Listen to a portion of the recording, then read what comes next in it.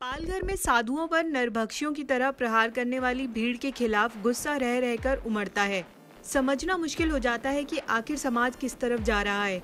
एक और तो मौलाना साद को डिफेंड करने के लिए फेक न्यूज तक चलाने से किसी को कोई गुरेज नहीं होता, मगर दूसरी ओर साधुओं की हत्या कर दी जाती है और उनके पक्ष में बोलने से सब सेकुलरवादी परहेज करने लगते हैं।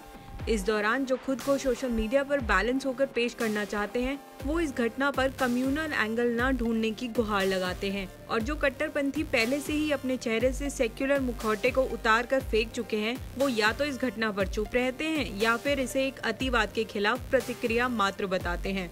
अनुराग कश्यप, स्वरा भास्कर जैसे लोग बॉलीवुड के कुछ ऐसे नाम हैं जिन्हें सीएए एनआरसी के खिलाफ प्रदर्शनों में बढ़ चढ़कर भाग लेते देखा गया।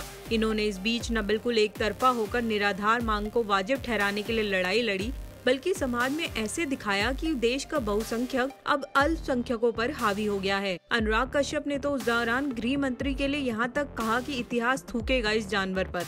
मगर जब महाराष्ट्र के पालघर में साधुओं पर हमला हुआ तो वही अनुराग कश्यप के सुर पूरी घटना पर बदल गए और वो आक्रोश दिखाने वाले लोगों को समझाते नजर आए कि इस खबर में हिंदू मुस्लिम एंगल ना ढूंढा जाए, बल्कि उस माहौल को दोष दिया जाए जिसके कारण ये घटना घटी। अब ये बताने वाली बात नहीं है कि अनुराग कश्यप जैसे लोग इन घटनाओं के पीछे किसे जिम्मेदार मानते हैं। वे साल 2014 के बाद से देश के माहौल को क्यों सांप्रदायिक बताते हैं। मगर ये जरूर गौर करने की बात है कि जिस भीड़ ने साधुओं पर हमला किया, उनमें से एक का नाम शोएब भी कहा जा रहा है, जिसके अपराध को छिपाने के लिए शायद आज अनुराग कश्यप एक अलग नैरेटिव गढ़ रहे हैं। और जो लोग वीडियो में शोएब की होने की बात को खुलकर बोल रहे हैं, उनके खिलाफ एक्शन लेने की मांग कर रहे हैं।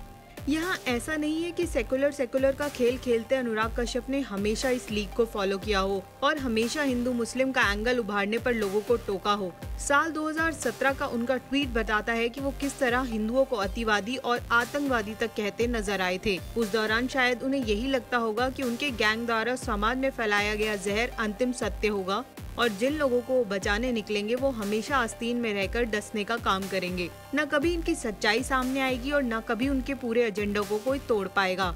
गौर करिए कि स्वरा भास्कर जो समुदाय विशेष से संबंधित हर मुद्दे पर भावुक होती हैं, उनकी आवाज में भारीपन दिखने लगता है। वे समय निकालकर प्रदर्शन में शामिल होती हैं। वो इस खबर पर पूरी तरह से चुप हैं।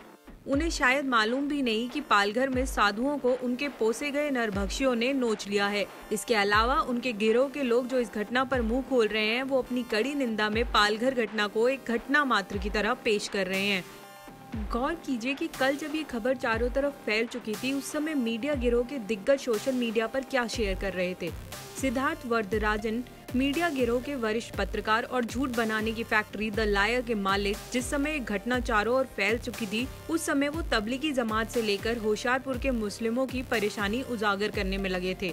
हाँ, आज जरूर उन्होंने इस मामले पर ट्वीट किया, मगर अपने एजेंडे के अनुसार खबर को एंगल देकर, जिसमें उन्होंने आरोप लगाया कि भाजपा लीडर इस खबर को सांप्रदायिक रंग दे रहे हैं। इसी प्रकार राना अयूब भी इस घटना में सुर्खियों के आने के बाद भी चुप्पी साधे बैठी रही। उन्होंने अपनी टाइमलाइन पर कश्मीर का मुद्दा उठाया, न्यूजीलैंड की सबसे प्रभावी लीडर के बारे में बताया, रमजान की खुशबू को महसूस किया, साथ ही मुस्लिमों के खिलाफ फैलाई जा रही नफरत के खिलाफ नैतिकता पर सवाल उठाया। मगर मजाल है कि इस जागरूक पत्रकार ने इस मुद्दे पर एक भी बार कोई बात की हो।